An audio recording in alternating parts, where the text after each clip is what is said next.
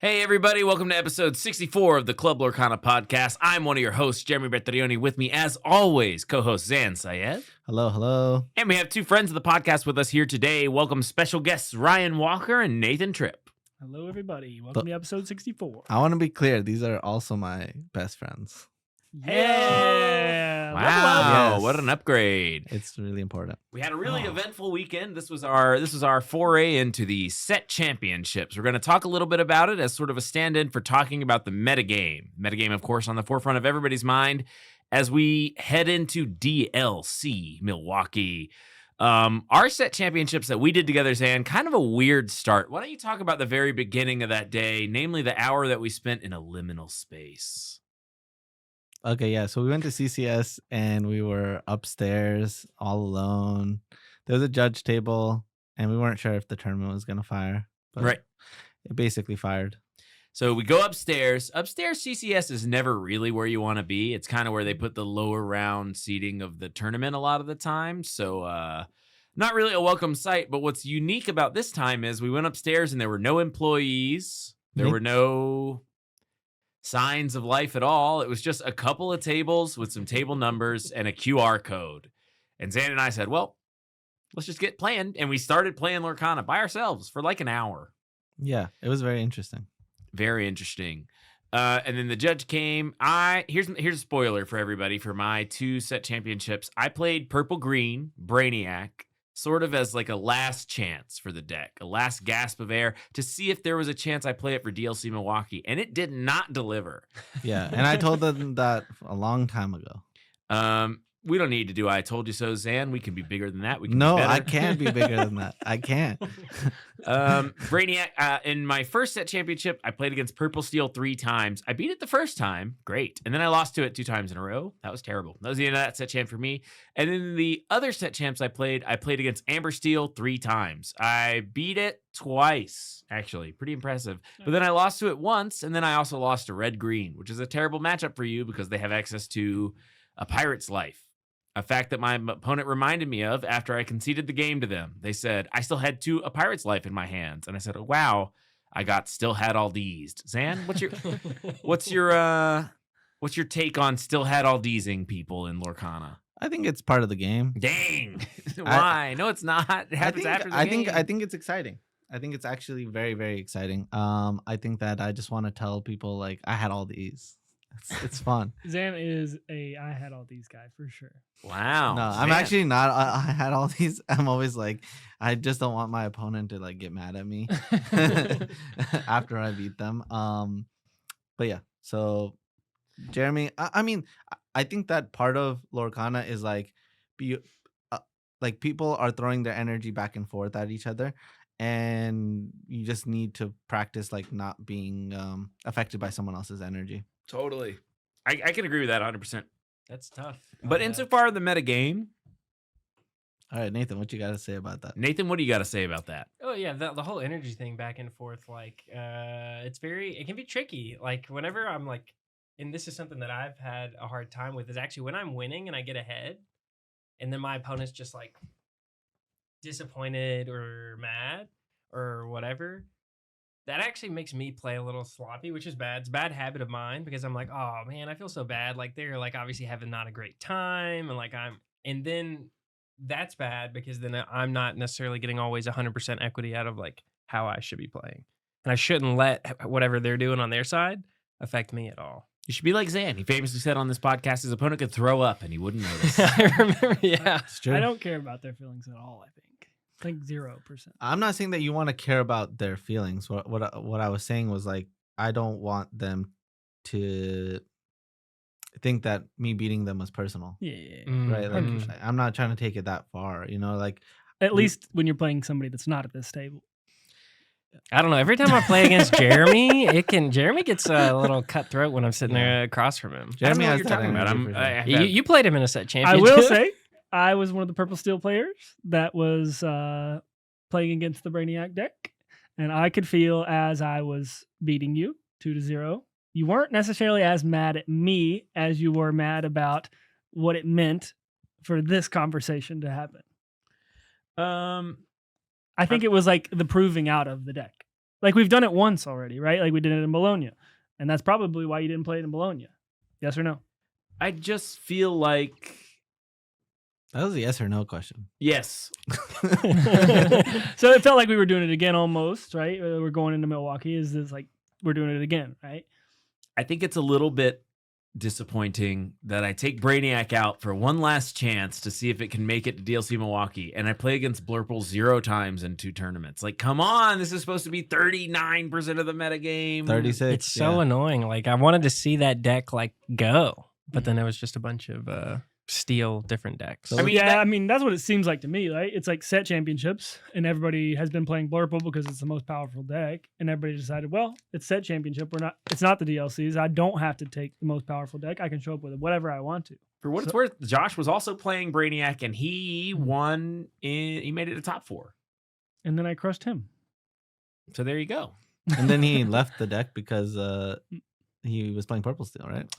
Yeah, the next day he was playing what beat him, Purple Steel. Nice. As we talk about the metagame, we kind of went really in depth on the metagame last week. So I was hoping, tying into the set championship stories, we could talk about like something new, something exciting, something fun, something Earl Meister won with. Ooh. Oh yeah, that was Green Steel Pirates. So Earl Meister won a set champs, Green Steel Pirates. This sounds like a casual deck to me. It looks like a casual deck, but I think that it has some really powerful synergies with the 3-cost Green Steel Smee. Uninkable. Now this card was kind of a bomb in Worlds Limited testing. I don't know if you remember, but there were some turns that I had with Green Steel Smee where I was kind of like, this card's sort of doing its thing, looking good. Talk about the deck a little bit. I mean, just keep going, I guess. Yeah, basically you play Smee. We should pull it up. Yeah, I got the card coming up here in a second. Card up. So the Smee card, what does it do? It basically There it is. the The 1-mana red 2/2 that looks like Li Shang from Mulan. Basically, when you play it, you have a Li Shang out. It's pretty good. Yeah, it's unfortunate this card didn't see any play. It had a cool shift line. Yeah, it did. But Ruby got so nerfed, and like this was the set where your odd ideas could take fruition, and Ruby sort of ran out of stuff to do. Boom, here it comes, the new Smee. So this is a 3/2 for 3, uninkable. Whenever you play an action that isn't a song, you can uninsert 3/3. It's a 3/3? Yes. I'm giving up on this. Okay. It's a 3/3 uninkable that can Ready chosen pirate character. Ready's a pirate whenever you play an action that isn't a song. it can do other pirates as well. So it doesn't only have to do itself. But in limited, I always thought that it could do only itself. And so because there's not that many pirates, the thing about it, it's one of the rare ready effects that allows you to quest. Yeah. So well, every color ready is a different way. So Amber ready is like can't quest or sing. Ruby ready is just ready, can't quest, but it's still definitely down to challenge. I think the Emerald has like Sven conditional ready. Sven doesn't let you attack. Right, challenging or questing on Sven, but it does let you sing. Yeah, but don't all of them let you sing? Some say you can't sing. Really? Yeah. I haven't seen that one. Well, there's plenty that say you can't sing The red one songs. lets you sing too. That's like the main thing that they're trying to let you do is they're like sing is one of the only ways to take advantage of it. So this deck's playing a lot of low-costed actions, I assume. So they Yeah, can ready fire over the and over. cannons, improvise, Mosquito bite. mosquito bite. Ooh, Yeah, nice. yeah. Place a damage counter. What is hypnotic deduction? Hypnotic deduction. Draw 3, put 2 back. Yes. And then don't shuffle. All those cards are like medium, but if you get this card out and no one deals with it, then you're good to go. So the thing about this style of deck is like once people figure out the strategy, then they understand what their goal is, right? Keep stuff off the board, right? So if I'm playing an Elsa, I'm like, I need to get this guy off the board. That's my number one priority. So I like that aspect. I will say I think a card that should see play in this deck is +2 resist. I'm still here. I'm still here. Yeah. +2 resist until your next turn. Draw a card. And draw a card. So you can start off with that card and then That card's a song. it is a song, so it doesn't matter. If it doesn't work, but it does work because you're tapping a 3 cost, right? And you still want to play strength. So I don't think that you want to give up on those cards. You have like this explosive synergy, but I would say like the weakest card, the card that you're weakest to is strength, right? If someone goes 1 cost, 2 cost, 3 cost, strength is gonna wreck you. But if you untap, which is against a lot of decks, you're gonna be in a good spot. Yeah. There he is, Mr. Smee, always on time. Great. So Green Steel we're all locking in. Green Steel Pirates, DLC Milwaukee, right? I mean, should be a consideration for sure. I mean, Green Steel as a whole is on the rise in the meta. It's like I played against it in my set champs. Mm-hmm. I feel like I play it all the time on Lorcanito. It's like half Very, of my popular. matches. I think been the playing number one against most the Chromacon, popular yeah. deck on Dreamborn right now is the Green Steel deck. Yep. It's like Wow. number 1 position. Do you think Whoa. that we're going to lose to Green Steel every time, no matter what? I have never lost to Green Steel. Me neither. It doesn't matter what I'm playing. I could be on Purple Steel, Blurple, Well, the other deck I play, and I never lose to Green Steel. it was my worst matchup with dogs. Yeah, Churna Dogs feels awful. Yes. So it's one of Trinidad's bugaboos. Yeah, it's a kryptonite, bro. Kryptonite. What is Green Steel's kryptonite? Purple Purple Steel. It loses to Purple Steel. Purple Steel is makes a sense. tough row to hoe for Green Steel for a lot of different reasons. It also doesn't love Blurple, which is kind of counterintuitive.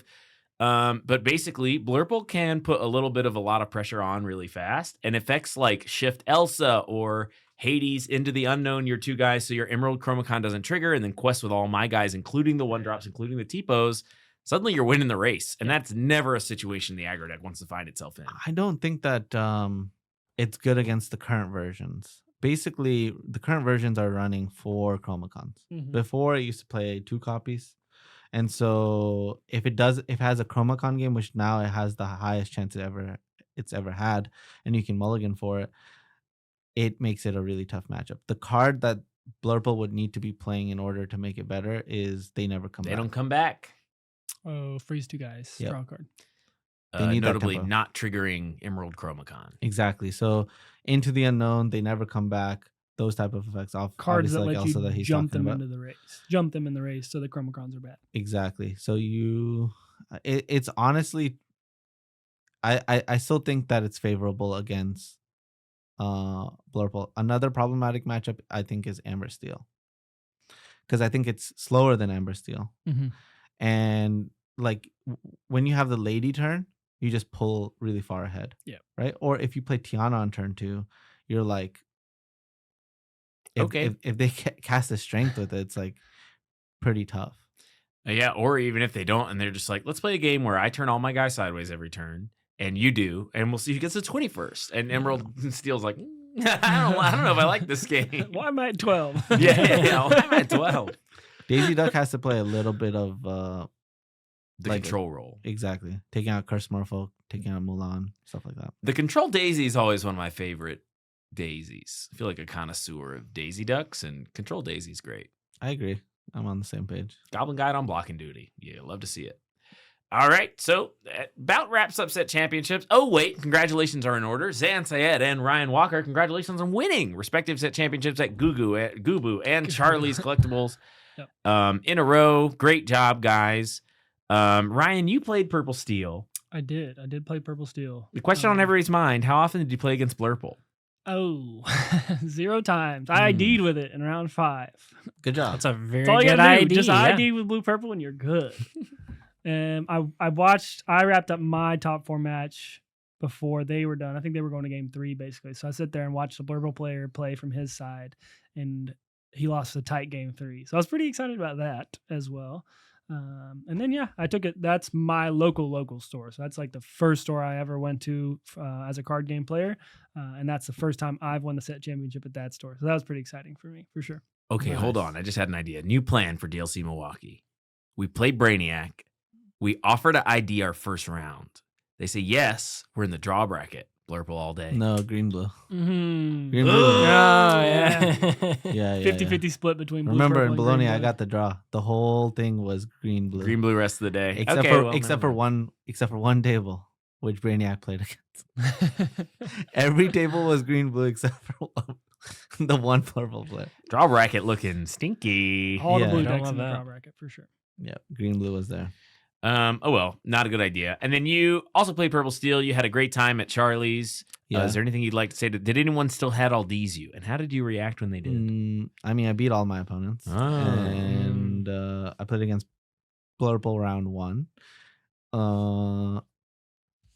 They missed ramp in game 1, but I felt like I was still in a bad spot because I missed my 1 drop and 2 drop. I had to play a dock on turn 2.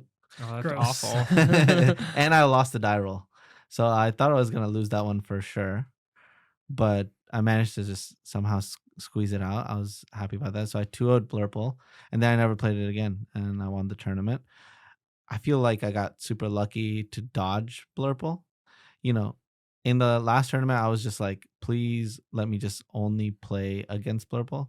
And this tournament, I was like the opposite. I was like, let me just dodge Blurple. Let me just dodge a blurple. It's a much smaller field. It's easier to do, it feels like. Exactly. So I don't know what's gonna happen in Milwaukee, but we should talk about it. Temperature check on set champs in general, because we missed the first week of set champs while we're in Bologna. We're going to miss the third week of set champs while we're in Milwaukee. How do we feel about set champs being tied at the same time as DLCs? Like, we missed some. Is that okay? Maybe the players that wouldn't normally go to a DLC get set champs weekends to themselves. They should unlock the set championships from the weekend. If you allow people to come out on a Friday, a Thursday, a Wednesday Monday night. I love the weekday set champs for sure. I'm a big proponent of that. It So lets you, bring those hit back. more of them, right? We used to be like, I'm thinking back towards like the Stitch set champs was like Thursday. Well, Brittany really didn't love it, but it was like Wednesday, Thursday, Friday, Saturday, Sunday. You're like, Yeah. wow, I just did 5 in a row. But if you could do that all in 1 week and then you don't have to play anymore, it's kind of nice. Yeah, what about it? Okay, it was good. It was good for everybody because first of all, every slot was full. Basically, we had tournaments that were selling out because everybody was able to space them out. And I feel like there was like an overreaction to, oh my God, I didn't get to play in a set championship. This kid didn't get it or whatever. And now we can't fill slots at all. Yeah. Right? Yeah. Like ours, we thought it wasn't even going to fire. But 16 people end up showing up.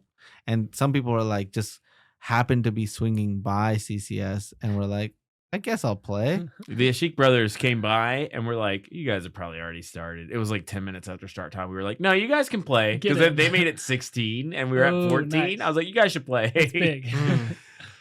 So yeah, I mean, yeah, they didn't even fire. I mean, barely fired. What do we think is like the biggest contributing factor to?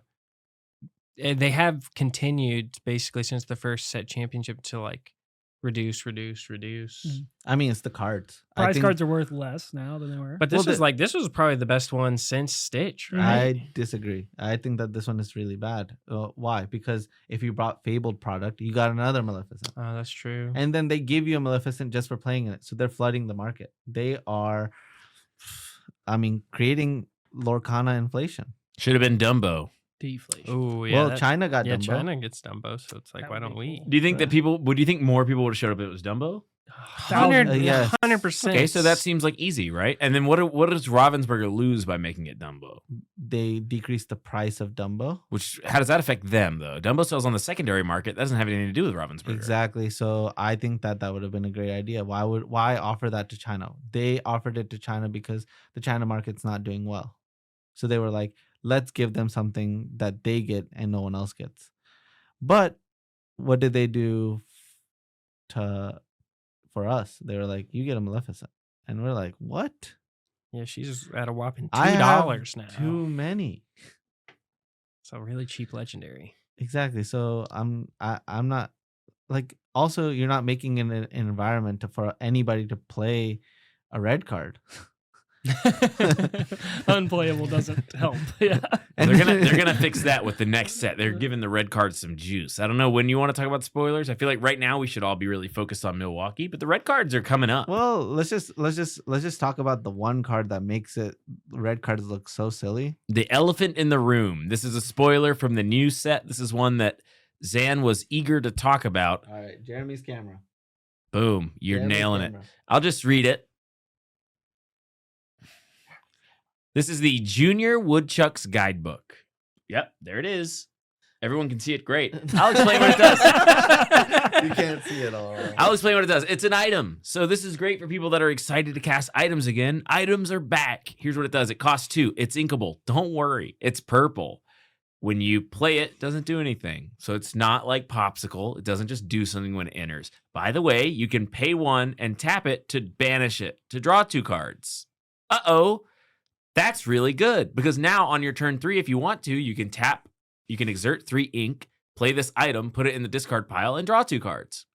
Basically a non-singable friends on the other side, but you have a lot of upside. This card works with Belle. This card works with Tamatoa. Tap it to play a Scrooge McDuck. It does it all. Also not very bad with cards like Doc, as you pointed out before the podcast started. You can bank all of your different card draws, play Doc, draw 2 cards, and then sacrifice your Junior Woodchuck's Guidebook and draw 2 more cards. What is the reaction from this card out of you, Zan? Explosions. Oh my god! Right, like when we were getting the initial spoilers, I was like, please stop with amethyst bombs. Mm-hmm. Right, we need more effects that are like,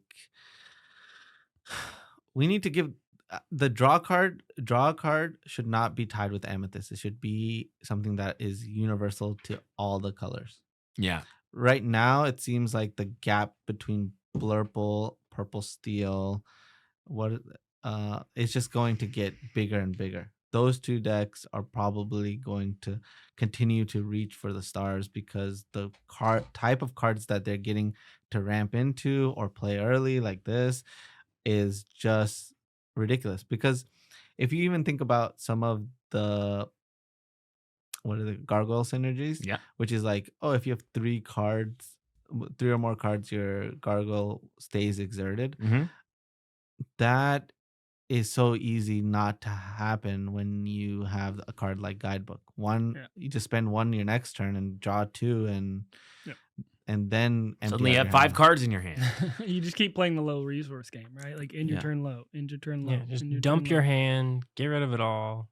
Buy your Tamatoas. Now, Nathan, I want to put this in terms that you can understand because you're a little bit newer to card games. Sure. So on a scale of like Sabrina Carpenter to Chapel Roan, how problematic is this object? I would say maybe Carpenter. Nice. All right, Ryan, what's your take? I don't know those people at all. Yeah. I don't know people's names. I That's love the problem. Pink Pony Club. There you go. You would. What are we talking about? I'm going to do, you know, the new card, White Lotus Guidebook or whatever. Okay. Okay. So we're done talking about spoilers. Let's talk about the metagame for Milwaukee. This is really confusing because we did a whole game yesterday. Why don't we start off with the game, Ryan? Wait, we like already a did the temperature game. check on the game. Like, how do we feel good about our takes? Basically, No, higher or lower. we don't play higher. Oh, lower you again? mean Yeah. the higher lower? I wanna play higher from- lower. My answers haven't changed. I think that we should do higher or lower again. Okay, I'm going to say yes. I'm going to say Blurple gets lower, everything else gets bigger. Yeah, you can keep doing that. Okay, so we're gonna run it back. I'll write this one down Because too. I think that there's a lot of things that changed in the past week. Why? Set championships. Set championships and First online meta. pulse check. Yeah. You think that the set championships had a big effect on what people are going to play for No, DLC the Milwaukee? online meta game and other people influencing it. I don't know who the people are, but there's a bunch of people who influence the game, right? And so online meta is a huge thing. So I just think that a lot of things started shifting, right? 2 weeks out as opposed to 1 week out, anything can change. You can like, for example, going to Vegas, I didn't have green steel built until fully built until 24 hours before the tournament. Fair enough. You think things changed between 2 weeks and I was gonna play blue red 2 weeks ago. How big of an impact do presidential pardons have on your deck decision? None. Okay. Okay, so do we want to do all the decks, or what do you want to do? You want to do the full gambit again? We should do all of it again. The reason why I think that we should do all of it again is because I honestly want to see if any of our opinions change. Yours, you already Mm. declared you didn't. You don't even have to raise your hand. I'll do it. I'll raise my hand. No, you don't have to. You don't We're have not gonna to. force you to play. I want to Yeah. play. I want to be like the Rick Moranis in this and play even though everyone bullies me all the time. Okay, and then I guess in the comments as well, we didn't ask you guys to participate, but it'd be interesting if you guys say what you think in terms Yeah. of like higher, lower. Speaking as of the well. comments, if you've made it this far into the podcast, be sure to like and subscribe. Your free support goes a long way in helping us do what we love to do, which is make this podcast for you. So thanks so much. And if you haven't hit that subscribe button, then we'd love for you to do that right now. And it's free, and you do it. Anyway, let's start. Higher or lower? Let's start with Blurple. Blurple, higher or lower in Milwaukee? 3, 2, 1, go. Oh, Nice. this is unanimous. This wasn't ever unanimous, but I have a question for Zan, because last time you said that it would stay about the same or go up because your thesis was, how could a deck win a DLC and then lose meta share? What has changed? Basically things are evolving, and Yeah. basically people are just all their litmus test is, can it beat Blurple? And now everything's litmus test is, can it beat Blurple? So it's actually making Blurple a good choice. I'm so freaking like, what is happening? So I think that we have like the card game players in Lorcana are much more adaptable than we're used to from other card games. Okay.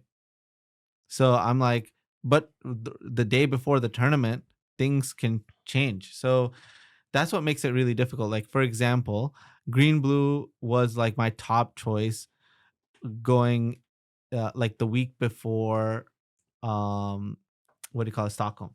I was Mhm. like, I'm all in on green blue. I wrote up a guide and I was like, yes, I'm gonna play green blue. I talked about it on the podcast. We end up going to Stockholm. I end up playing dogs. Things just changed that freaking quick. I was like, oh, this whole room is going to be Blurple. And when I play against Jeremy, even though I win 4 out of 6, it's the 2 that I lost were uncontrollable messes. Mm-hmm. And I don't want to be in that uncontrollable mess. I want to know that I can 100% beat it. And so when it comes to this tournament, it's the same thing. Today, it's Blurple is going down. Tomorrow, it can be Blurple going back up. So now I'm like, holy crap. If, like, let's say if Blurple was 10% of the room, it becomes the best choice. Why? Why does it become the best choice? Yeah. Why does it losing meta share make it a better choice? Because you can't play the mirror match. You play the mirror match a lot less. Interesting. And I think that decks that take its spot are Amber Steel and Purple Steel. And that is really good for Blurple. Yeah. Right? So either what's going on online and what's happening in these set championships is like the red car effect, where you notice one red car and you gave it some attention. You're like, oh, I want to buy a red car. And then all of a sudden you started seeing red cars everywhere. It's either that or like something has changed. And I think that all three, I think Nathan and I were Blurple's increasing. Or was it? No, I think all three. For Blurple, I think we were all decreasing. You were the only one that changed, yeah. Because we thought it would cannibalize a little bit. Yeah. So basically, I was like, I can't imagine a deck going down, right? And so after winning a tournament, and I think that, it's not only this podcast, but it's what everybody else is thinking. Their mindset ended up being more similar to what we're thinking, which is like, we want to beat this deck. Right. And so everybody's only focused on doing that, which means that the Blurple players are leaving right now. But does that mean that Blurple players are leaving tomorrow? Because what we put out right now also influences it. Yeah. And so, fans of mine are gonna wanna do a check on this. Does this mean that I was right last week? You're right now. Nice. Yeah, Let's go. Technically, this is still, It's still pre. Yeah, we don't know. We could all 100% be wrong. We're going to check this back after Milwaukee and be like, well, we were all wrong. It actually went to 40%. I think there's I a don't know. lot going on. Obviously, it had a huge chunk of Bologna, right? It's like the most likely outcome for me, which is wild to say, is that it just has to go down for a number of factors. Right. It can't But go up. some it'd be insane. A lot of that is like deck fatigue as well. Like that's a thing, right? Like people are tired of playing it. The meta's stale. I'm tired of doing blurple mirrors. It's whoever gets to sing second star. So does that, lead some players off the deck as well? I think that's your personal experience in the terms of not as many people are playing as much as we are. What do you mean? How many of the players who played in Bologna are also playing in Milwaukee? Good question. Let's say there's 2,000 players. You think it's more than 100? No way. So it's maybe 20. That are playing in both of those tournaments? Yeah. 50. Yeah. I would So say you got a lot of the Rare Hunters guys. You got a lot of the Forbidden Mountain guys. Us 4. UK guys. that's not a lot. There's like 3 UK guys there. It's not 100. It's like Justice Bun and Alphos. Alphos. That's 3 people. That's 3. Yeah. That's Trying what I to- thought. 50 not- to 100. That's interesting. We're I'd like to even- know that number. Actually. That would actually Yeah, be very we're curious. not even reaching like a That's not even a 10%. relevant Yeah. relevant percent. But we're also not even reaching a relevant percent. Okay, so let's say 5%. let's say it ends up being exactly 100 people. Yeah. That is 5%, right? Mhm. So No, I don't think if- that's right. out of 2,000 people, yes, it is. Yeah. Okay, so It's like exactly right.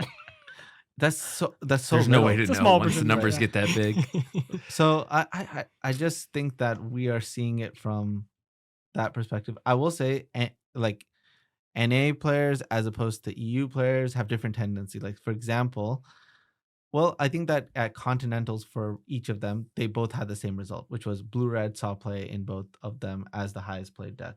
Mhm. The major difference was the small numbers. NA is always willing to try new stuff and have more meta breaking stuff. That just happens way more. Green Steel came out of NA, not at EU. What is like I would say Blue Steel was a deck that came out of EU that wasn't an NA, but it ended up not like having a significant splash. NA Continentals also had 2 blurples, top 16. Mhm. And so EU just had just red, purple, and blue, red, and green, purple. It was like a very predictable meta, right? And I had a green steel, but that was literally identical to the list that I played. So it's interesting to dissect. Do you think that this has to do with what the individual player is experiencing, or like what the tendencies of people in different parts of the world tend to do?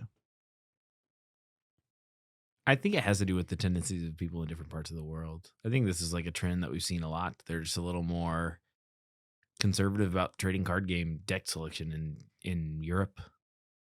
Okay, so you're saying that in Europe we would see the record breaking number first for like the highest played deck. Oh yeah, that makes sense. Yeah, But we had the highest played deck first for blue red. sure. But then now Europe has smashed it with Blurple.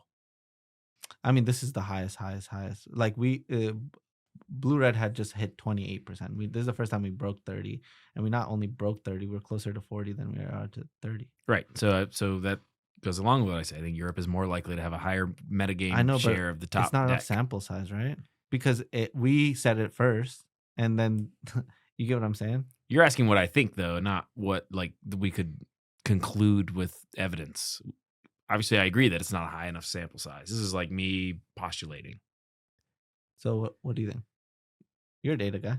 Yeah, I'm trying to go through things in my mind. I'm just trying to think about the divisions of the players inside of these tournaments, right? It's like the 100 of us that have played a Both huge sides. percentage of games is really small. Okay, it's 5%. I'm trying to think of what chunk of that room was like your average player who has only ever gone to locals before, right? How big of a chunk was that of that room? I feel like it was pretty big. It was the majority of the room, bro. It was a lot. Right? So 40%, 40%. probably somewhere in that Yeah. ballpark, right? I can't put it Yeah, number yeah, on it, 40%, but yeah. okay, if fast forward to Milwaukee and 40% of the room are like your average local player, what's an easy deck to grab and what's an easy deck to play. Pretty Well, if you get the DLC ticket, right, which is a sought after thing, yeah. you're if gonna you got ask lucky. the people in your locals to give you the cards for Blurple and go. And so do you think that's gonna happen again? Right now we're saying that the number is gonna decrease. So the people are gonna grab the cards from their locals, even the ones that they can't afford, right? Because it's like, oh, there's 10 people at this local. 3 of them got a DLC ticket, 3 of them are going. The rest of the group is gonna help them. Yeah, So yeah. and they're gonna pull their cards together. So what is the deck that they're gonna pull together? I think like you mentioned, the NA is more likely to pivot. And if that's the case, I would think people would pivot off of Blurple because there's seeming to be this like group mindset of like, we want to beat Blurple. So the locals might be like, well, the number one deck you're going to see is Blurple. So you got to bring a deck that can beat Blurple. So they're like, they might be bringing more like dogs or bringing more aggressive decks. And you might see like a decrease in purple steel. Or they're just going to be like, the best deck, you should just bring the best deck, which is Blurple. But what we're seeing online is green steel, right? What percentage of the people who are playing Milwaukee do you think play online? 12. Yeah, I'd say 15. 17. It's got to be higher. If you're going to a tournament like that, you have to find a way to play a lot of games. Yeah, it's like 95. Yeah, I think I'm there. Yeah, it's too. a lot. Yeah. Yeah, it's It's probably like all of them. it's Yeah. got to be the majority of the players. 95. Or at Well, I least don't know. There's a generally. bunch of people that show up round one of a DLC that you're like, oh, you weren't like trying to win at all. Yeah. 65 I to had- 70, I would say. I had Yeah, an- that's more accurate. I mean, 95% of players that are like doing well after round 4. I had an Yeah. opponent in Bologna that's like, this was I was on green steel, but he was like, oh, you've practiced a lot. I was like, yeah, I practiced a lot for the DLC. Yeah, Right. you He's like, too, you know, right? I was on 95, but we do have to remember that a bunch of people Yeah, just they- like do this because it's fun and it's local and they probably don't play online. And I that's, and you know, obviously that's totally fine. It's just a different way to engage with the game. So my 95 was crazy. 95% of, like I said, people that are like 3-1 or better after round 4, I would say yes. Yeah, I think it's 90 plus for sure. 95 could be too much, but 90 plus, which is still in the same ballpark. So if that's true, and all 4 of us have a different like sleep schedule, times where we play, you know, But I'd mine's say the best. that doesn't matter. In terms Uh, of sleep schedule, I don't think so. I think I sleep a lot more. I think you than play against the weakest opponents. As far as sleep schedule goes? In Yes. terms of Yeah, you guys are bad. we're at playing it. online. That's not Yeah. true. I feel like I probably just play against Europe. What time do you play in the morning? At 5 a.m. Yeah, they're 5 trash. a.m. Oh, we're They're talking trash about at 5. when you log on and when you're playing actually is determining the pool of players. Zan that you're is. I like picked playing. up on the moment where Zan It- started talking about yeah, I that. didn't see the pivot. That's very interesting. And that's how I see. So what time do we play? He wants you to play between like 11 and 3 in the morning. He thinks that's when everyone's the best. Really? I think That's that when the evening gamers is play. good. That's when the U.S. gamers play, but the EU gamers have already gone to bed. Yep. Mm. 8. I also like 8 to 10 is nice. I play like. It Well, gets maybe I really shouldn't say hard. this on here. But I'll grab a game in the like 12 o'clock. or Exactly. 1 That's what I'm saying. We o'clock. cover the whole pie. And that's how I like when I'm talking to you, and you guys are all like, we're all playing against Green Steel. The entire pie is playing Green Steel. Yeah. I think everybody's operating on this is like Vegas. We're gonna bring Green Steel and it's gonna win the tournament. No way, Green Steel wins. They got lucky to get in. I think it was like getting into No, top 4 I think was it's a legit good deck. That's I a don't good way to know. get clipped, Nathan. I just think that it's like maybe I'm just frustrated because that's what was my loss in Bologna. I was just annoyed. I was like, this is a dumb deck. You should stop playing it. Only person that's gotten clipped on this podcast is me, and it was when I was making like a joke about Donald Trump or whatever. So I like don't think it's a good way to get clipped, but it is what it is. I have the I will. I have clip the Nathan craziest if clip, Green not Steel from the wins. podcast, from Worlds, the meme. Memes You good. can't even do it. Or at I didn't want to do it because it would make a bad sound. or your quote But I could from do that. Nationals. What was your favorite thing, or what was it like your favorite thing you've ever done in You're like Lorcana? shift Diablo on 2. Yeah. That was like the most iconic line. I could get clipped. Here, watch. President just No. pardoned. No. Just pardoned George No, Santos. no. Okay. Do you think Deck you should number pardon? two, deck number two, deck This is number two. not political at all. Yeah, we. Do you think you should pardon? So we Rackle stalled next? out. So we've been really talking about Purple why Steel. we all agree Yeah. for the last 20 minutes. Purple steel. Are we Alright. still doing that? I thought we finished. We No. only did blurple. Purple steel. We just Purple agree- steel. everybody agreed, and we had to talk about it. Let's do it. Okay. Ready? Purple steel. 1, 2, 3. 100% unanimous on purple steel. I can say I'll start. Played in set championships, and it was like 50% of the field. You played in 1, yeah. Yeah, played in one. That was not the case in ours. I think that there's a simple explanation for this. Everybody feels like Blurple's losing metagame share, and Purple Steel is famously the deck that beats all the little guys. That's fair. But isn't it like so dangerous for purple steel to like? Let's say even That's why like- Blurple is a great choice. Yeah, exactly. So if Blurple, even if Blurple goes down, we still don't think it's going to go down by like 10%. Right. That is actually a spot where I think a lot of us would have a lot It's of like- disagreement. I think it goes down. I think it goes down by like 5. I think nobody maybe. plays it. I think 0%. So you're saying it's going to be the second highest deck ever played Yes. Yeah. I think it's going to go down and still remain the most played deck of all time. of all time. Wow. It went from 36 to 31%. And that's still 3% higher than the highest it was before. That's still a huge Yeah. number. So does that make insane. it to where we're all saying everyone's feeling okay? Purple steel is going to go up, but then does it just get eaten by the That still means 30% it's like- again? that still means that the targeting Blurple was correct. Because 1 and 3 is not bad. You would need to go down to 20% in order for not targeting Blurple to be correct. I do think this is a moment where perception is not equal to reality. I think people are saying Blurple's going to go down, so I'm going to play Purple Steel because it beats everybody else. They haven't thought as far as your statement, which is like, well, how far is Blurple going down? Like, I don't know, 3 or 4 or 5 or 6%. You're like, okay, still the most popular deck. So And they're like, Zan, I want to shock their cards with Fire the Cannons. I think that's fun. Okay. Hey, let's finish this, and then I want to add a new part to this. Yeah. Okay. And that part is going to be greater than 5 or less than 5%. Okay, sure. All right, so next one would be amber steel. We should actually just include it in this one. No. Okay, the- so go back to purple steel. Less than 5 or more than 5? I think it's going to go up by more than This just makes it quicker. Ready, set, go.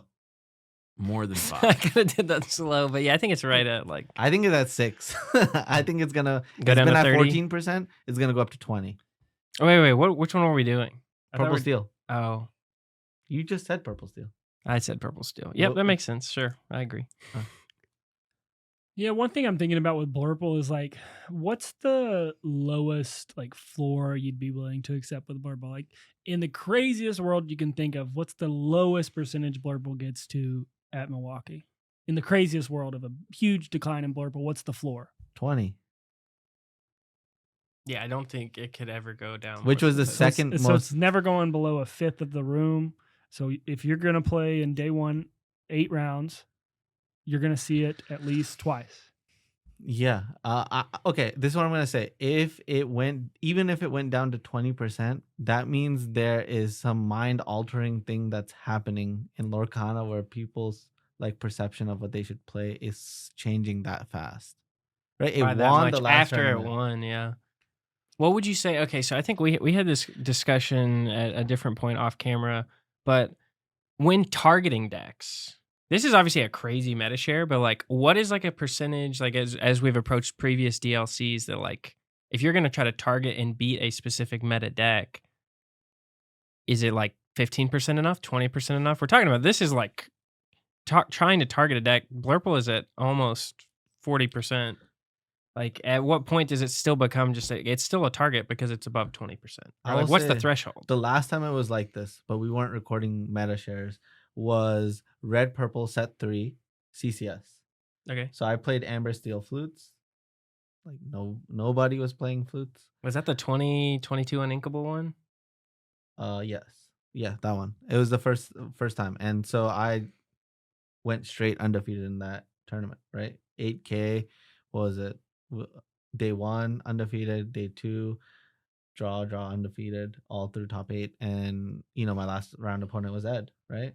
So it was like one of the hardest tournaments, but that like was the deck I was playing the best deck against every single deck? No, because blue red was a huge deck, but I was targeting what the deck that was going to be most played, which was red purple, which I think was probably the closest to because at that time we didn't have DLCs yet.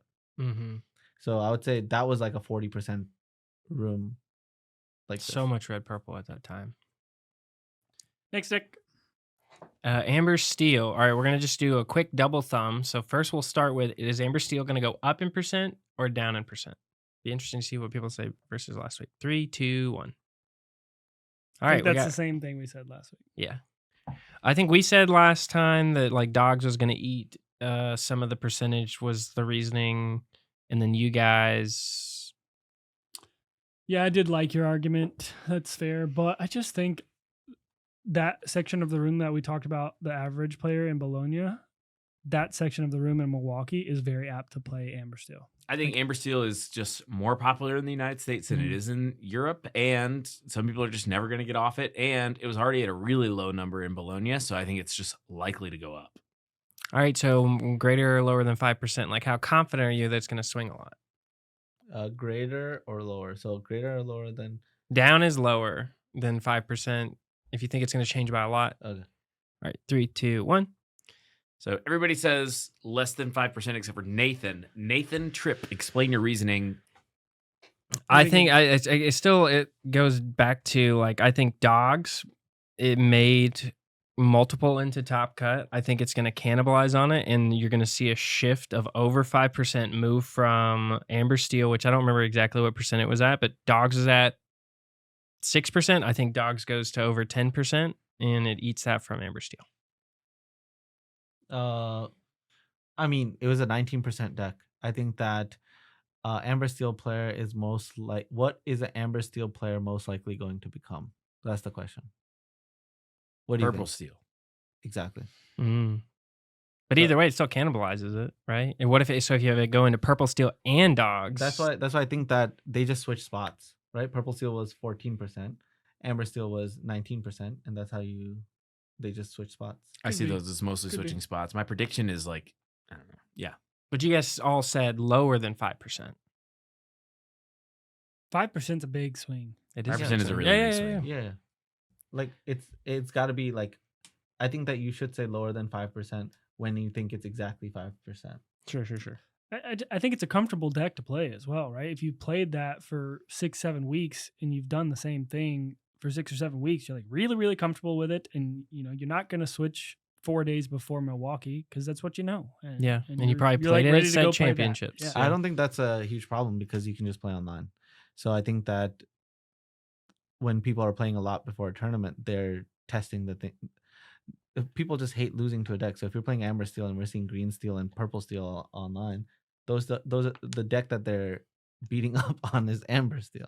So the Amber Steel player already has all the cards they need to either become a Green Steel player or a Purple Steel player. So that's what they become. So I'm gonna actually go back on it. I think that they're becoming Green Steel, and then they're becoming Purple Steel. Sure, that makes sense. Because Green Steel is more aggro slanted and Amber Steel Steel is more aggro slanted. I think actually I wasn't thinking about Green Steel, but you're right about that. All right, so let's do the next one. Doggos. Or actually, I think Green Blue is next, but Okay. I did them out of order. All right, we're doing Green Blue. Green Blue.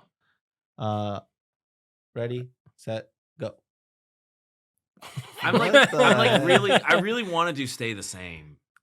Oh, all right, so no, yeah. that's fine. You Yeah, can you, do say you the can same. just say they Yeah. like they neither live nor die. Okay, so you have the most unique take. So is it unique? I'm sort of just saying that like I haven't found a compelling reason to play Green Blue, but I think Green Blue has like a dedicated diehard like percentage that want to play it. So I don't see a lot of people switching to Green Blue, and conversely, I don't see a lot of people coming off it. I think the green blue player that's dedicated to green blue is locked in on green blue and is not changing. That's what I'm saying. So that's which about makes to stay the sense. same for me. What could a green blue player become? I don't know Mm. that the green blue players have ever been solely dedicated green blue players. I It's think like they were this- blue red players and they became green blue players. Yeah, because of they that. were blue they reds didn't like Blurple. into which is blurples fair, into 'cause green blues. But I think that they're green blue and blurple, right? So they're switching on and off. So if we're saying blurple is going down, they're switching to green blue, and green blue ends up being good against a lot of this pie. But the biggest, I mean, I just put videos on my guide about this, and I lost a lot, and I felt like I got unlucky. But the way I feel about the deck is if you're drawing well, it has the most powerful everything. Yeah. So if you go to this tournament, would I be surprised if green blue won this tournament? No, I wouldn't be surprised because it has the most powerful thing, right? Like for example, level 9,000, Diego won Toronto with yellow green discard, and I played against him in that tournament, and he drew lights out. Like I like had brawls for all of his Diablos, and he was like, I had double brawl, and he was just like, oh, let me look at your hand using Ursula. no, Ursula can't take bare necessity. bare necessities. Oh, he bare necessities to you. Shift Diablo bare necessities me, and that felt terrible, and went on to win that tournament. But then obviously all of us had a chance to play yellow green, and the way it never did well ever again. And the way I felt about the deck was it's got the most powerful draw. Obviously Diego's a hell of a player, and but I really felt like the reason why I didn't put up results from the average player is because you need to make all the perfect plays, but you also need to get really lucky. You need to draw hotter than the sun, and I felt like green steel ended up replacing it because it ended up being a better what do you call it, Diablo deck. I could see playing green blue and saying like, I never drew heads held high. I only ever visions for it. It was awesome every time, and I wrath twice a game, and I discarded their whole hand. And this deck sure is powerful. Everyone made a mistake not playing it. Could also see playing green blue and being like, Let's see. my hand was all uninkable, the whole time, the whole tournament. Yeah, the part is like you need this perfect cards at the perfect time, and when your visions are not hitting, like you'll be like, I can double visions to find this under the sea, and I'll double under visions, and I completely break. I'm like, what? Happened? Now I have a John Silver and a Clarabelle in my hand, so that's not under the sea, so I'm dead. Yes, So exactly. you die. And I think that there were also I saw two set championships wins from green blue. No, Fungus. Yeah. And then winning. the person that you played in Top Cut. Autumn Autumn. Oh. Yes, she's been converted. I converted her. Yeah, you winning. Yeah. You Blurple winning. too. Green blue. Yeah. Exactly. I That's also more think like, reinforcement. we've talked about like a card game player's deck in the past. Green blue is a card game player deck. Mhm. 100%. And I'm in green blue circles. They're not moving off of green blue. They're trying to figure out the best build of green blue. Yeah, I mean, I still think that if you figure out the best build of green blue, you're in a pretty good spot. I still believe I have the best build. I'm not willing to go. This changed from a best of 2 tournament DLCs to a best of 3 tournament, and I think that green blue would have had a super high conversion rate for a best of 2 tournament, but for best of 3, I want to actually play less games with this deck. Yep. Not more. let's build aggro green blue with Curse Merfolk and Emerald Chromacon. No. Okay. If we had a DLC that was best of 1, this would be a great choice. And Singapore, I think, is a best of 1 DLC. Nice. Taking green blue. All right, next deck we have.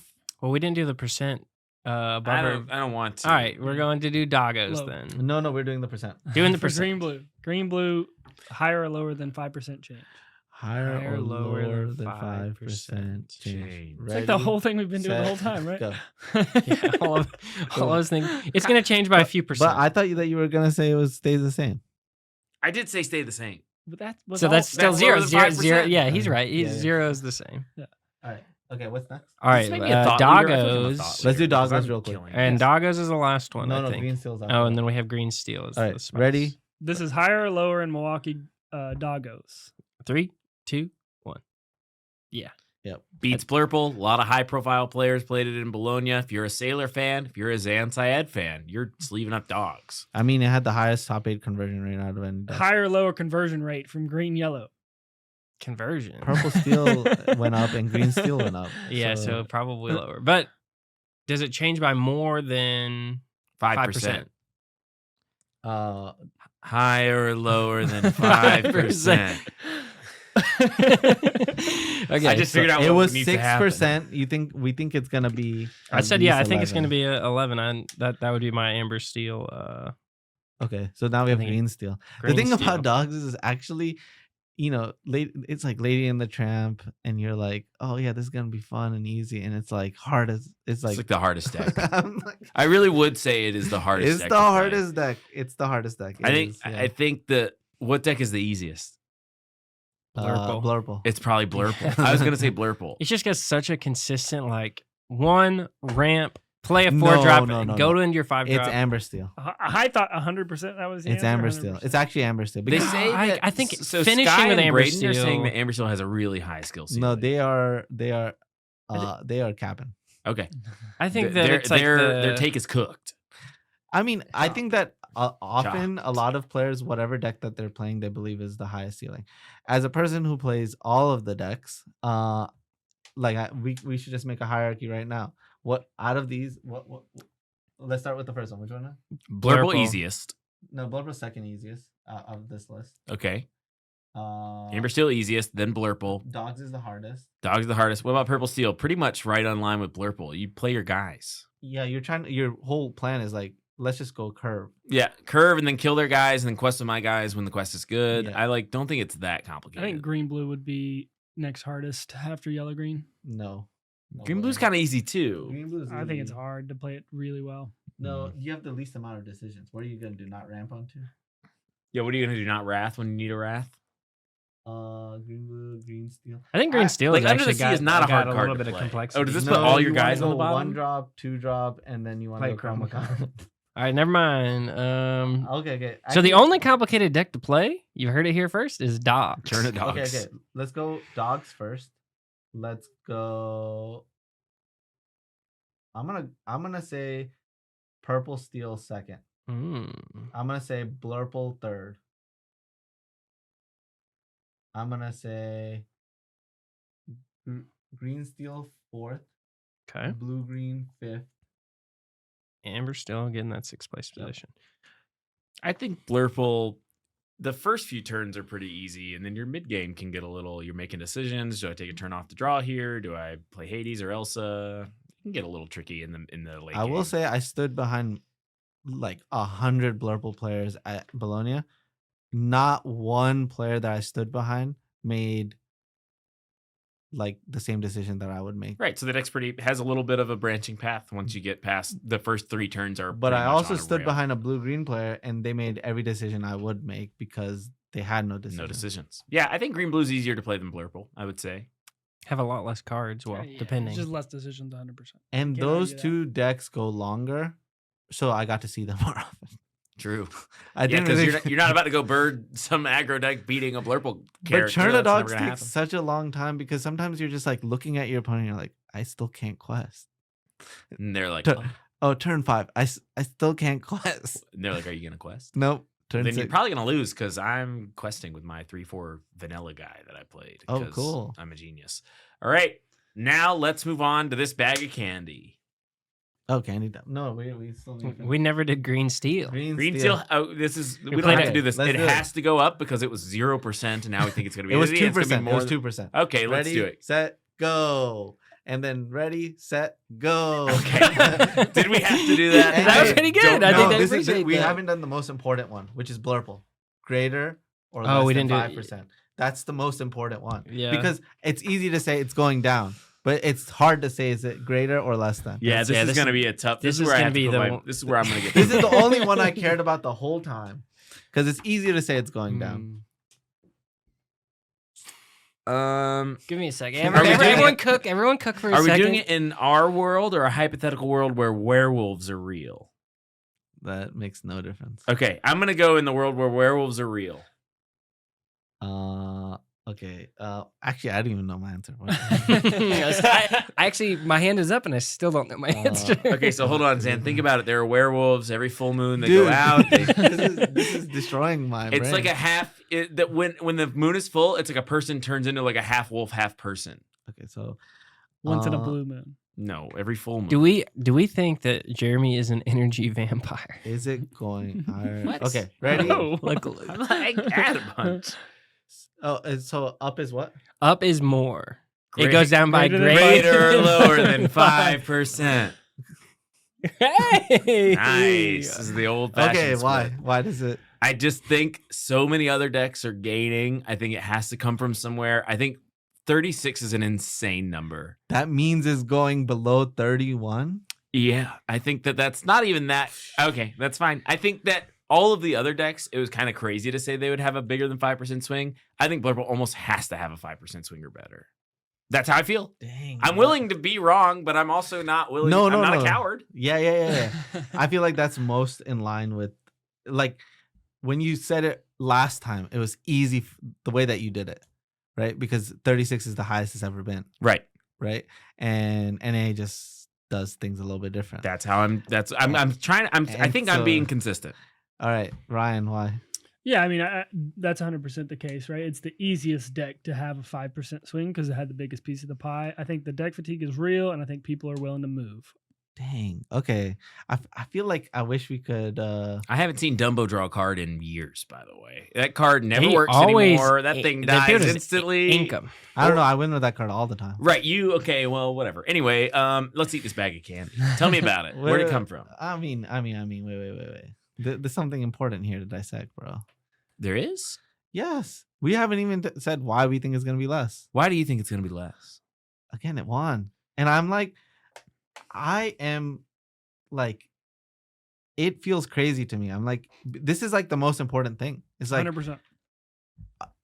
are we right or are we wrong? Right? And we like, there should be something on the line. This take is what determines what we should be playing in this tournament. And Anybody. well, part of the reason I had to take though is I was imagining that werewolves ate a lot of the Blurple players. Because you think that Mm. they're less, they have less survival instincts. Yeah. That includes yourself. Yes. So you die to a werewolf, I'm pretty sure I would. or are you a werewolf? Oh, that's like if I get lucky in a werewolf attack. Either way, I'm attacked by werewolves. Okay, crazy. Okay, let's get back to the main thing. I guess Milwaukee full moon, because if it is, I probably won't be in attendance. Okay, bro, come on. Seriously, what Nathan's Googling it. I have to know now. what we said less than 5%. Can't imagine it. What are we? Why less Hey, than you, 5%? you say yours and I'll tell you mine after I know about the lunar cycle. Why don't you think it's going to swing very big? You think it's going to be at 31, 32, No, 33? what I'm saying is, this is what the whole tournament's based off of. I'm asking you to explain your answer. Oh, okay, I got it. The next question should be greater or less than 10%. Okay. 10%'s a lot. No, it's but huge. it's You get what important I'm because saying? if it's I'll gonna make this it- quick. it- I'm not willing to accept 10% swings on basically any deck besides the like 2 or 3% played decks. Those are the only ones I could see going up by that much. I don't think that a 10% swing is going to happen. I think that's just a little bit wild. Okay, what if I said 8%? Maybe Blurple only, but that's like the high end of Blurple's change. What's the max percent you're at? I think that Blurple Are is you going to closer change. to 5 or are you closer? Well, to... hang on. I think I'm closer to like 3. I think that it is going to still. It's. Yeah, I think it's still going to be above 30%. It's probably gonna be like 33%. Full Moon Milwaukee? I actually was trying to decipher whatever that chart was, and I don't know. Why would you have looked up a chart? You just get, this is like the only use Okay, case for so AI. candy. Candy time. How'd you get this candy? What is it? All right, so Brian, why don't you say the story? I have no idea how we got this licorice for any reason. Tell me. Okay, so I wasn't there when it happened. oh, it was Nathan. Sorry. I don't. Oh, you weren't there? I was. You I don't think I was. Okay. Maybe I was, but I So can't. in the recall. hotel that we stayed It's a at waxing crescent. It's not a for Stockholm. Oh, I was there. I was in CCQ? Stockholm. Yeah, we met. So we stayed at the hotel that the designated hotel for the CCQ, which was a Strawberry Hotel, and they had a mixer event on Friday, and we met this very nice gentleman who wanted us to try this candy, and so he went and got it for us and gave it to us at the CCQ. Oh, that's sick. Yeah, and they so were very, very nice. we want to just try it on the podcast. I would try it, but I'm on a very strict keto diet, so I will not be able to try it. I tried to prolong it from last time, but I'm still on the keto diet, so I will not be doing it. But these three will be eating this candy, and I feel bad about it, but I need to stay on the health grind. All right, And let's this all is- distribute it. This is Swedish licorice. This is very specific and known for its strong taste. I'm expecting this to be quite not sweet, Do you quite guys like chalky. licorice in general? I do. I'm like a pretty fine I- licorice guy. Oh, you're I- fine. I Okay, like okay. licorice. It'll be really interesting to see your Alright, reaction. I like to this. black licorice. Oh. This you like Yeah. black Actually, licorice? Yeah, yeah, yeah. Twizzlers are licorice, right? Yes, but that's like a more That's like like a red. It's rare that sweetened you're up gonna. version Have you of had it. black licorice before? Yeah. Yeah. That's like You guys doesn't have- taste like a Twizzler at all, though, right? All right, here you go. Okay, so I don't want to turn it over because it has salt in it, right? So it's gonna all fall out. notably, it's got salt give a all crap. over it. I don't know. You guys cannot see this, but This it's, is salt. So is this a Swedish? You'd expect it to be sugar, right? Nope, not would with black licorice. All right, y'all ready? 3, Cheers. 2, Cheers. 1. To werewolves. What the heck? Immediate forward notes, extremely salty. It's like a bit of the ocean. It's like you got something in the ocean in you. What'd you do to this guy? No. But- Okay. It's He clearing gave up. me It's a getting bit a of little backstory. sweet. What he said was, Woo. this is something that you do with your friends, and it's Uh-huh. really funny. You don't tell them that it's salty, Oh. and you just give it to them, and they're supposed to have the reaction that you guys are supposed I to got have chill as a bumps. surprise. But I didn't do that because I'm seeing the vision though, because yeah. listen, the saltiness gives way to that licorice root flavor, but because it was salty, the licorice feels really sweet. It went in for a second one. Whereas we know that it's kind of not. so it's like the watermelon salt effect. Mhm. Yeah, and now it's kind of almost caramel. Now what I'm tasting, at He least. likes it. I think this candy's really good. Yeah, I'll go in for a second one. It's like it's awful. I think this candy's really it's good. it's like Oh. I'm not even sure that it would break keto. How much sugar's in it? I think the first one was rough because of the surprise factor, but once I popped that second one, I think I just loved it. I I think I I think really like this. it kind of candy. does like a palate cleanse in your mouth Mhm. real quick, and then Mhm. you get like a fresh sweetness because it hits that salt in your mouth. You definitely chewing on it for a minute. I'll tell you that. Yeah, it's Oh, stuck- yeah, you're in for the it's- long game. It's stuck So in is my this like teeth. a gum type thing? No, It it's feels hard. like it it's could actually be. it's not chewy. It's good for your jawline. At first, it's kind of tough, and then it gets a little chewier, but Mhm. mostly Now it's stays stuck in tough. my teeth. It's extremely stuck in your teeth. Cool. Sevens band, go. For the experience, Mhm. I would say like it's a 9 or a 10. You got to do it, No way to 9 or 10. but it's I not, really like this candy. I like it too. It's not a 9. Come on. it's A but, 9 is crazy. A 9 but is it's an like experience, right? Like I think it's not just like I don't like candy. Like if you go to Sweden, what's the scale that you have to try it? yeah, exactly. I think I this think is you should try it. I think it, Yeah, but exactly. what's So the that's a scale? 9 or a Like, how- 10, what right? You would you have gotta to do do with it. Try Everybody should try it, but I'm telling you, this is like a hard 6 candy for sure. No. I think we're at least in 8 territory, just on terms of here's what it would have to be for me. I'd have to figure out if that's like I'm getting a lot of like licorice root is like baked into the making of this. So salty. I like that punch though at the beginning. It's like you got a big hard salt crystal. punch. Yeah. It's like you take the ocean into your mouth That's awesome. Thanks for and then it licorice, gives though. way to a sweet thing. Yeah, I mean I think good It candy. was cool. Cool. I think Alright. people are memeing. They want candy to all be like gummy bears, bright crawlers. That's a good experience. It's a good little mouthfeel, and it's like fun. That's what candy's all about. Cool. So why don't we wrap this up? It's too late. I just want to ask one last question. If you wanted to tackle this meta that we just talked about, what would you play according to this meta that you ended up describing? Mm-hmm. Purple's down. Everything else is better. Exactly. I And think- you are more than 5%, but less than 10. I think Purple Steel looks really good. It beats up on all the little guys. It has a great matchup against most of the Amber aggro decks. And it mostly just struggles against Blurple, but Blurple's going down. I think your day looks solid if you played against a bunch of fringe decks. You have a good matchup against Green Blue. You have a good matchup against Brainiac in case you run into some crazy Brainiac players.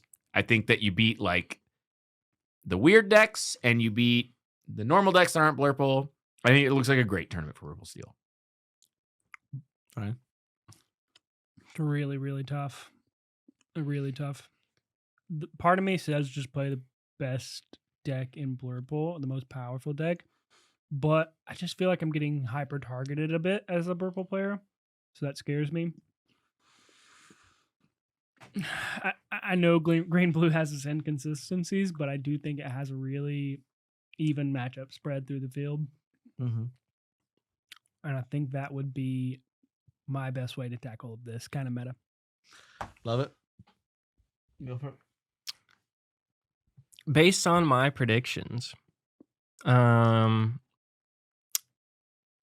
if I'm wrong about the percentage, and if they're right about the percentage, I feel like Blurple, like if Blurple is going down, Blurple becomes the better pick. That doesn't make a lot of sense to me, but okay.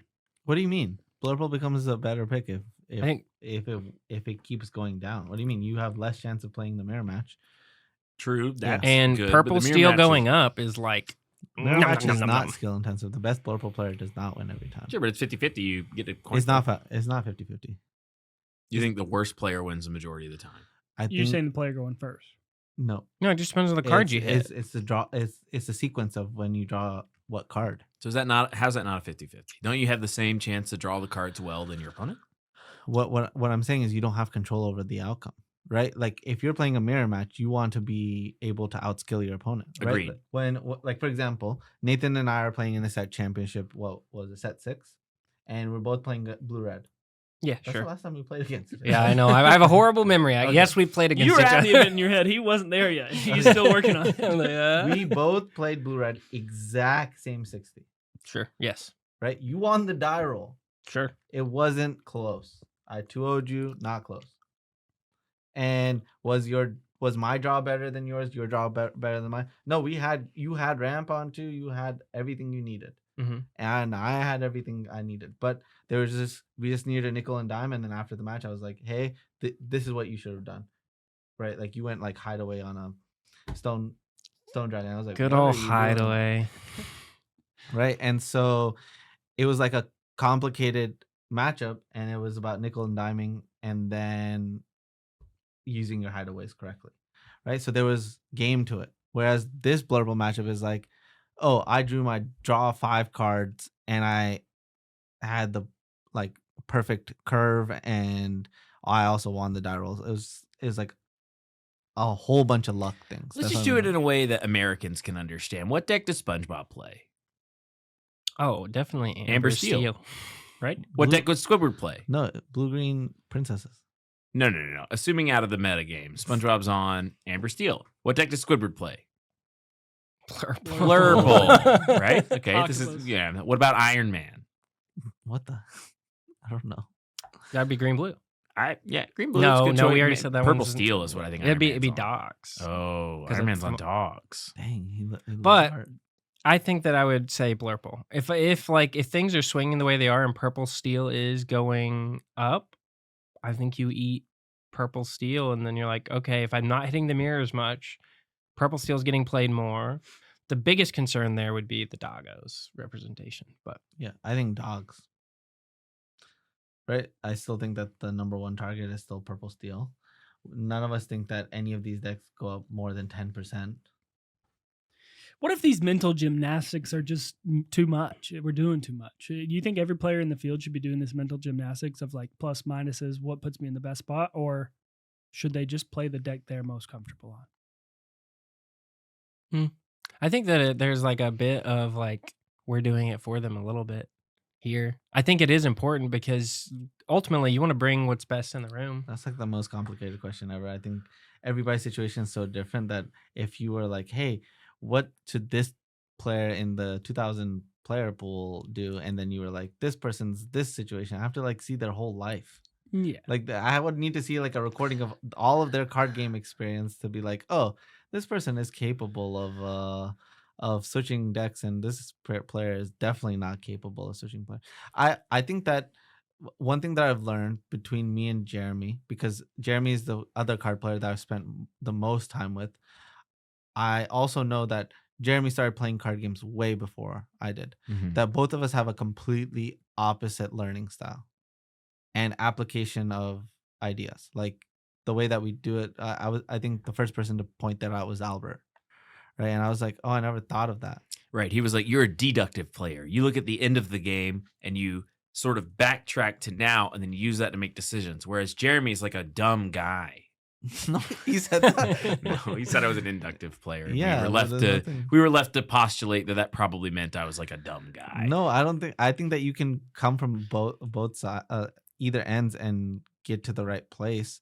I just think that I do think that there are different players who have the capacity to pick up a deck faster than another player.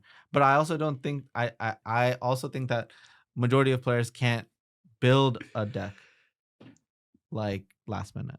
Okay. I think that's a wrap on the podcast. We didn't even finish what I'm talking about. What are you guys okay? I'm good. I'm good. We're way I'm good. over time. I think it's the licorice. But all right, you said doggos. I said blurple, Yep, and it's a wrap. and that's the wrap. Okay, cool. Thank you guys for watching. Where can they find you, Jeremy? You can find me on Twitter at MoxJeremy. I do a space every Monday morning at 7. The space was awesome. We talked a lot about spoilers. Obviously not very relevant to this conversation, but it was fun to have. So yeah, find me on Twitter at MoxJeremy. Ryan, where can they find you? I'm on X as well. ATL Ryan Walked. Hit me up. And Nathan? I'm on X as well. Nathan Tripp, 2 P's and an E, and be looking out. I'll be posting our first box opening, and Jeremy and I did a cookie run sealed, which was cool. Sweet. I'll put the link of the Cookie Run box opening in the description below. And then everybody's Twitter is in the description as always. And Where can they find you, Zan? they're already here. Thank you guys for watching, and I'll see you guys next time. Peace. Yeah.